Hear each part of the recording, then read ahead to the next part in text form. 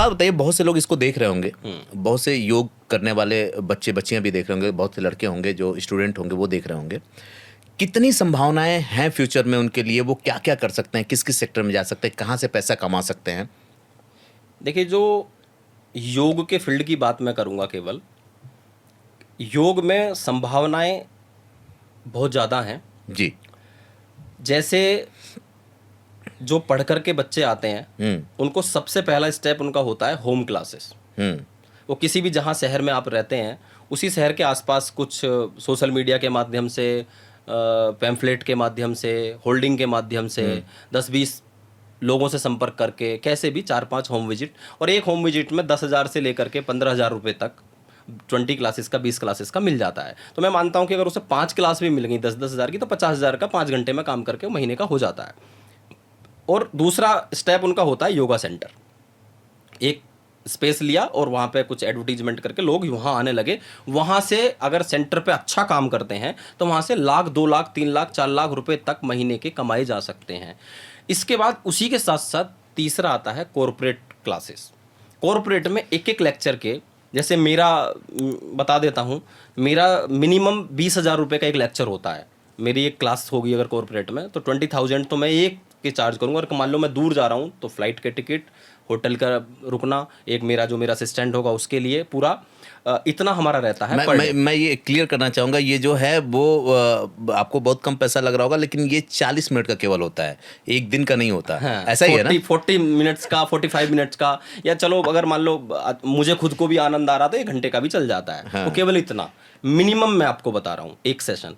और इसमें फिर धीरे धीरे करके आप बढ़ा भी सकते हो। मान लो कहीं, उसमें एम्प्लॉय के ऊपर भी डिपेंड करता है। मान लो कोई 1,000 लोगों के बीच में सेशन ले रहा था, उसके लाख, 2 लाख रुपए आराम से ले लिए जाते हैं। लेकिन कॉरपोरेट में नॉर्मली जो दिल्ली एनसीआर में जो टीचर हैं, वो 5,000, 10,000, 15,000, 20,000 पर सेशन भी चार्ज करते हैं। गुड़गांव में या आप होम विजिट के 2-2 हज़ार रुपये पर सेशन भी चार्ज कर रहे हैं लोग घर पे जाने के। क्योंकि आपके अंदर क्वालिटी क्या है, आप कितना योग के विषय में जानते हैं, आप कितना रिजल्ट दे रहे हैं, आपका सामने वाला को आप कितना प्रभावित कर पा रहे हैं, वहाँ से आप अपना एक रेवेन्यू जनरेट कर सकते हो। एक बड़ा जिसके माध्यम से मैंने अपने आप को ग्रो किया है, सोशल मीडिया। इंस्टाग्राम पे वीडियो बनाइए, फेसबुक पे वीडियो डालिए, यूट्यूब पे काम करिए, और उसके माध्यम से आपको ऑनलाइन क्लासेस का एक रास्ता खुलता है। एक बड़ा प्लेटफॉर्म है ऑनलाइन। मतलब आप पहले खुद को साबित करिए, लोगों की मदद करिए, फ्री मदद करिए, ईश्वर आपको दे देगा। बिल्कुल फ्री में मदद कई करिए। नेताओं के यहाँ जाते हैं, कई ब्यूरोक्रेट्स के यहाँ जाते हैं, आप कई आईएएस आईपीएस के भी आप साथ शायद जाते हैं। बहुत सारे मैं आईएएस आईपीएस की क्लासेस मैंने पहले तो घर पे जा जा करके, दिल्ली में आपके गाजियाबाद और नोएडा जो भी एसएसपी एसपी आते थे, उनको मेरी ही क्लास की ड्यूटी लगाई जाती थी, मैं उनके घर पे जाता था। तो मेरे संपर्क में आज भी हैं बहुत सारे आईपीएस, और बहुत सारे नेताओं को मैंने वो कराया। सबसे बड़ी बात, मैंने सेलिब्रिटीज़ को बहुत सारे को कराया है योगा। और अभी भी कई फिल्म एक्टर मुझे इंस्टा पे फॉलो करते हैं। इसीलिए मैं कह रहा था कि आप स्टारों की स्टार है। मैं 49 लोगों को फॉलो करता हूँ। हाँ। जिसमें से 8-10 लोग मेरे परिवार ही हैं। बाकी जिनको मैं फॉलो करता हूँ वो मुझे फॉलो करते हैं, इसलिए मैं उनको फॉलो करता हूँ। क्योंकि वो हैं अपने में। मेरी तो जो मुझे फॉलो करते हैं, देखो मैं सबको तो नहीं कर सकता, पर 49 लोगों को जिनको मैं फॉलो करता हूँ, उनमें बड़े सिंगर हैं, उसमें आपके टीवी एक्टर्स हैं, उसमें एक साउथ के बड़े हीरो हैं जो मुझे फॉलो करते हैं। इंस्टाग्राम पे लोग जाके देखेंगे भी तो उनमें निकल आएंगे, सब ब्लू टिक वाले लोग हैं। इस पॉडकास्ट के बाद थोड़ा सा और आप जंप लेने वाले हैं। ये तो आपके साथ तो काम करके मैं हमेशा ही जंप लिया हूँ, पहले भी जंप किया है। तो ईश्वरी कृपा है आपके अंदर, जो मुझे आपके साथ बैठ के एक एनर्जी भी मिलती है। देखो मेरे साथ बैठ के तो बहुत सारे लोगों को एनर्जी मिलती है, वो अलग चीज़ है, लेकिन आप मीडिया जगत के एक ऐसा नाम है। मैं क्योंकि आपसे मिला तो 3 साल पहले हूँ, लेकिन आप और हम फेसबुक फ्रेंड तो पिछले मुझे लग रहा है हम जानते नहीं थे, हम एक दूसरे को जानते नहीं थे। आप टीवी में काम करते थे किसी चैनल में, तो आपके वो सब काम देखे। केदारनाथ आपने बड़ा कवर किया है, जो त्रासदी आई थी 2013 में, तो वो आपने कवर किया है। तो वो आपका जमीन पे और बड़ा काम किया है। तो मैं कहता हूँ कि जो सेलिब्रिटी लोग हैं, क्योंकि देखिए जो मैं काम कर रहा हूँ वो हेल्थ का काम है, और हेल्थ इज़ वेल्थ। मैं हमेशा कहता हूँ अपनी वीडियो में, पहला सुख निरोगी काया, शास्त्र भी दूजा सुख घर में हो माया। बिल्कुल। और आज दुनिया के अंदर पहला सुख घर में हो माया स्थिति में है, कि घर के अंदर माया आ जाए। धन कमाने के चक्कर में स्वास्थ्य को गंवा देते हैं, और स्वास्थ्य को पाने के चक्कर में फिर धन गंवा देते हैं। मतलब जो उसके चक्कर में इसको डाला और फिर इसको पाने के लिए उसको खत्म किया। ये स्थिति है भारत के अंदर, खासकर भारत के अंदर कहूंगा मैं स्पेशली। अस्पताल के बेड पर लेटे लेटे लाखों का बिल बनवाएंगे, परंतु 1 घंटा अपने लिए नहीं निकालेंगे। सही मैं बात है। कहता हूं कि अगर जो व्यक्ति 24 घंटे में, अरे बहुत छोटी सी बात बोल रहा हूं, 24 मिनट अपने लिए नहीं निकालेगा, वो निश्चित रूप से डॉक्टर, वैद्य, हकीमों के चक्कर काटेगा, आज नहीं तो कल काटेगा। बिल्कुल सही बात है। क्योंकि एक रिसर्च पढ़ रहा था, क्योंकि हम भारतीय लोग तो बाहर के लोगों को ज़्यादा मानते हैं। हमारे योग, हमारी भारतीय संस्कृति के दिन है, जब योगा हुआ तो उसको अपनाना शुरू कर दिया लोगों ने। स्वामी रामदेव जी 20-25 सालों से कह रहे हैं लोगों को कि भाई योग करिए, नहीं निकले लोग।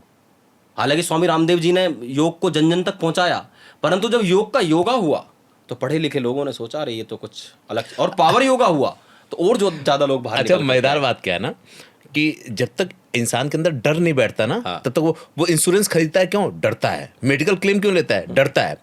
जिस कोरोना काल की जिक्र आप कर रहे हैं, जिसमें आप सबसे ज्यादा परेशान हुए, उसी कोरोना काल ने आपको उठाया भी है। क्योंकि ये जो योग आया ना वापस लौट के, वो जब लोगों को लगा कि मर जाएंगे, दवाइयां काम नहीं कर रही हैं, काम तो आपकी स्टेमिना कर रही है, तो वो कहाँ से मिलेगी? योग से मिलेगी। तो अब योग कहाँ से मिलेगा? योग गुरु से मिलेगा। आप इसको इस रूप में देखते हैं क्या? मैं बिल्कुल इस रूप में ही देखता हूँ। कई मेरे मित्र ऐसे हैं जो लॉकडाउन से पहले, हम योगा सेंटर चलाते थे, मुझे फ़ोन करके कहते थे, मैं नाम नहीं लूँगा, कि भाई कोई योगा क्लास है क्या आसपास, हमें भी दिला दो, हम घर पे चले जाएंगे। वो आज के समय में बहुत बड़े सेलिब्रिटी बने हुए हैं।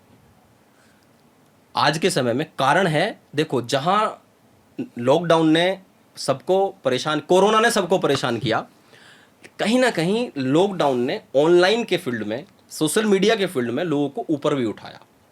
मेरे एक मित्र, जब लोग लॉकडाउन में परेशान थे, हर चीज़ से परेशान थे, पैसे से भी परेशान थे, नौकरियां नहीं थी, उस समय वो व्यक्ति 10 लाख रुपए महीने के कमा रहा था, एक मेरा मित्र, योगा से। क्योंकि उसने समझ लिया, पहले ही समझ गया कि उसने क्या किया कि सोशल मीडिया, यूट्यूब, फेसबुक पे लाइव आना, क्लासेस देना, और उसने एक ऐसा बूम किया कि उसके 4-5 मिलियन फॉलोवर, फेसबुक पे, यूट्यूब पे कई मिलियन फॉलोवर, इस तरह से एक बूम हो गया। और फिर ऑनलाइन क्लास, और विदेशों में जाना, बड़े बड़े सेलिब्रिटीज़ के साथ मंच शेयर करना। ये किसकी देन है? ये लॉकडाउन की देन है।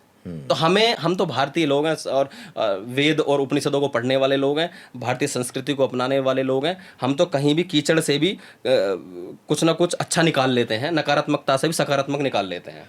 हम तो वो लोग हैं। अच्छा, एक मजेदार बात है, योगी की बात आते ही, योग गुरु की बात आते ही एक अलग सा रूप आता है कि वो दाढ़ी होगा, वो होगा। आप एकदम मॉडर्न हैं, बिल्कुल फिट हैं, मॉडर्न हैं, बिल्कुल अलग तरीके के हैं। तो क्या रंग रूप का असर पड़ता है क्या?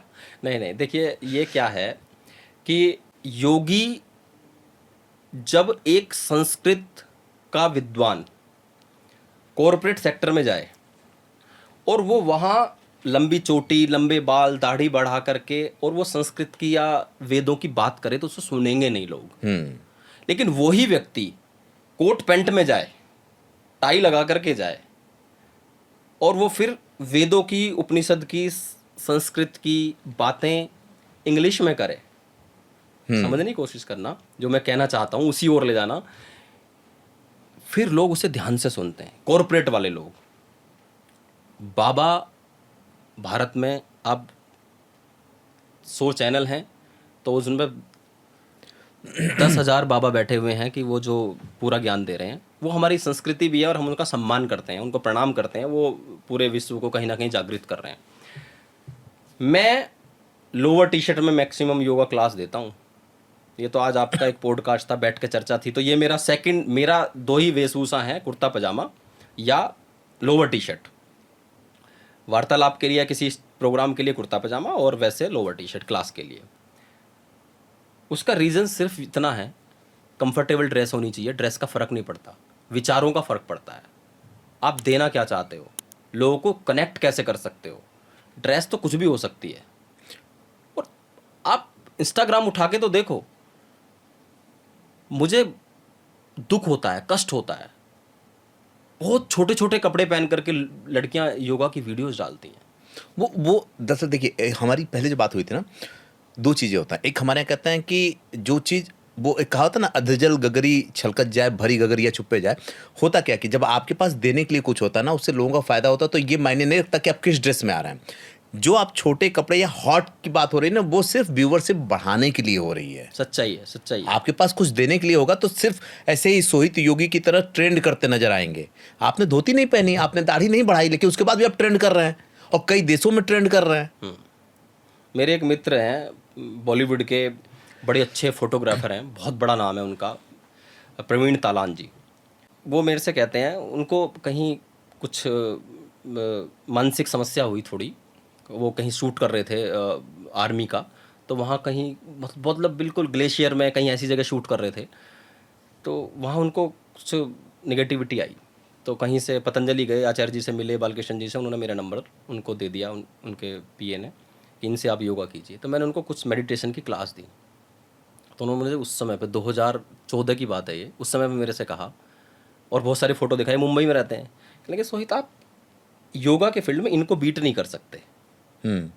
मॉडल्स हैं और वो योगा क्लास दे रही हैं, वो वीडियोज़ बना रही हैं, बहुत छोटे छोटे कपड़े पहन के, देखो आप इन्हें बीट नहीं कर सकते, पर आपके पास जो है आपको ये लोग बीट नहीं कर सकते। मैंने कहा जी मेरे पास क्या है ऐसा, भाई वो भी एक आर्टिस्ट है, बड़े कलाकार हैं, बड़ा कैमरा की चीज़ें, स्टूडियो चलाना बड़ी चीज़ होती है। तो उन्होंने मेरे से कहा, बोली आपकी जो आवाज़ है ना और आपकी जो बोलने की कला है, इससे आप बहुत ऊपर जाओगे। तो मुझे अभी वो पिछले महीने ही राजनगर में भी उनकी कोठी है, तो मैं मुलाकात हुई मेरी, तो मेरे इंस्टाग्राम और ये सब सोशल मीडिया देख के बोले, मैंने क्या कहा था? मैंने कहा जी आपने तो जो कहा था उस पर ही कार्य चल रहा है। बोले नहीं, समझ आ जाता है कि आप अपने वस्त्र, वेशभूषा, देश, संस्कृति, इसको लेके ही चलोगे, तब भी पता था मुझे, आज भी पता है, पर आप अपनी वाणी से लोगों को प्रभावित करोगे, लोगों को समझाओगे, तो लोग सुनेंगे, कनेक्ट करेंगे। यही आपके पास सबसे बड़ी कला ये है। बड़ी बात होती है ना कि क्या है कि हम जो करते हैं उसको समझा पाए किसी को, ये सबके पास की बात। बहुत लोग बहुत गुणी होते हैं लेकिन वो कन्वे नहीं कर पाते, इसलिए वो चूक जाते हैं।